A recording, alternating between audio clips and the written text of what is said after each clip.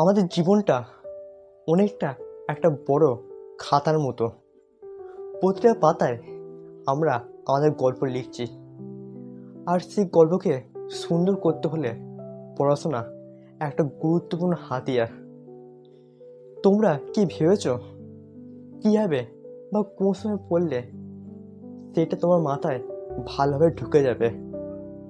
ঠিক কোন সময় পড়লে তুমি নিজেকে এগিয়ে নিতে পারবে? চলো আজ আমরা সেটা জানবো। আমাদের প্রথম পয়েন্ট, ভোরবেলা পড়ার শক্তি।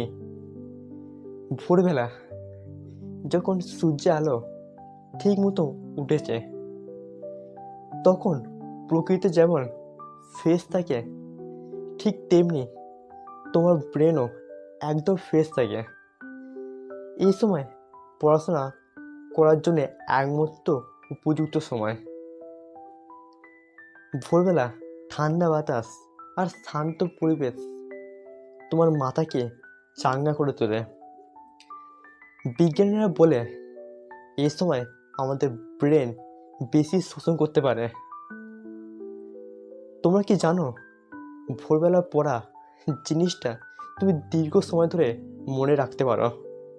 শুধু তাই নয়, যাদের কিছু শেখার ইচ্ছা থাকে তাদের জন্য এই সময়টা খুবই গুরুত্বপূর্ণ। এই সময় মন সতেজ থাকে, শরীর ফ্রেশ থাকে, আর যা শেখো তা দ্রুত মাথায় জমা হয়। সকালে পড়ার ফলে আমরা কি কি সুবিধা পেতে পারি?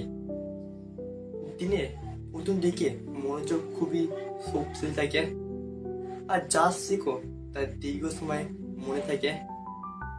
দিনের শুরু হওয়ার আগে আত্মবিশ্বাস বাড়িয়ে তোলে। আমাদের সেকেন্ড পয়েন্ট, বিকালবেলা পড়া। বিকালবেলা পড়া, অনেকেই এই সময়কে ঝিমিয়ে পড়া মনে করতে পারো, কিন্তু এই সময়টা খুবই গুরুত্বপূর্ণ। এই সময়টা দিনের কাজগুলিকে রিভিউ করা, আদর্শ সময়, বা অন্য কিছু শেখা খুবই গুরুত্বপূর্ণ সময়। স্কুল শেষ হওয়ার পর যখন তুমি ক্লান্তি থাকে না, একটু বিশ্রাম নিয়ে যা যা শিখেছিলে সেগুলিকে ঝাড়াই করে নিতে পারো। বিকেলবেলা পড়া আমাদের মনকে এক ধরনের ব্যালেন্স দেয়। এ সময় তুমি নতুন কিছু শুরু করতে পারো। যারা সকালবেলা ব্যস্ত থাকে তারা বিকালবেলা পড়তে পারে। খুবই চমৎকার এক সময়। বিকেলবেলা পড়ার ফলে আমরা কি কি সুবিধা পেতে পারি?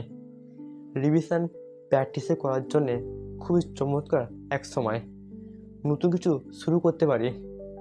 স্কুল কলেজে পড়াগুলো ঝালাই করা এক আদর্শ সময়। আমাদের 3 নম্বর পয়েন্ট, রাতে পড়া সুফল। অনেকে বলে রাতে পড়া এক শান্তি।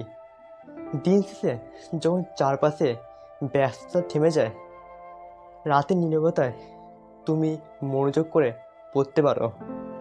তবে এখানে একটা সতর্কতা আছে, বেশি রাত জেগে পড়লে তোমার ঘুমের অসুবিধা হতে পারে, যার ফলে সকালবেলা তোমার বিভিন্ন কাজকর্মে এর প্রভাব তুমি লক্ষ্য করতে পারো। তবু যারা রাতের পাখি তাদের জন্য একটি বিশেষ সুবিধা আছে। এর সময় কোনো বিঘ্নতা ছাড়াই তুমি মনোযোগ দিয়ে পড়তে পারো। সৃজনশীল বিশ্লেষণমূলক কাজের জন্যে এই সময় খুবই আদর্শ। রাতের পড়ার ফলে তুমি কী কী সুবিধা পেতে পারো? খুব মনোযোগ দিয়ে পড়া এবং জটিল প্রশ্নের সমাধান, কোনো বিঘ্নতা ছাড়াই মনোযোগ দিয়ে পড়া, সৃজনশীল এবং বিশ্লেষণমূলক কাজের জন্যে এই সময়টা খুবই আদর্শ। বন্ধুরা, তোমরা দিনে যে সময় পড়াশোনা করো না কেন, সবথেকে গুরুত্বপূর্ণ হলো মন দিয়ে পড়ো এবং নিয়মিত পড়ো। তোমার সময়টা নির্ধারণ করবে তোমার অভ্যাস, তোমার রুটিন। তুমি দিনে যে সময় পড়াশোনা করো না কেন, মন দিয়ে পড়ো, তাহলে সাফল্য অবশ্যই আসবে। পড়াশোনা মানে শুধু নাম্বার পাওয়ার জন্য নয়, এটা তোমার ভবিষ্যতে নির্ণয় করবে। তাই বন্ধুরা, সঠিক সময় বেছে নে, আজ থেকে শুরু করো। যদি বন্ধুরা এই ভিডিওটা তোমাদের ভালো লাগে তাহলে প্লিজ লাইক করবেন এবং বন্ধুর সাথে শেয়ার করতে ভুলবেন না। এরকম নতুন নতুন টিপস পেতে গেলে আমাদের চ্যানেলটা প্লিজ সাবস্ক্রাইব করে নাও। ধন্যবাদ।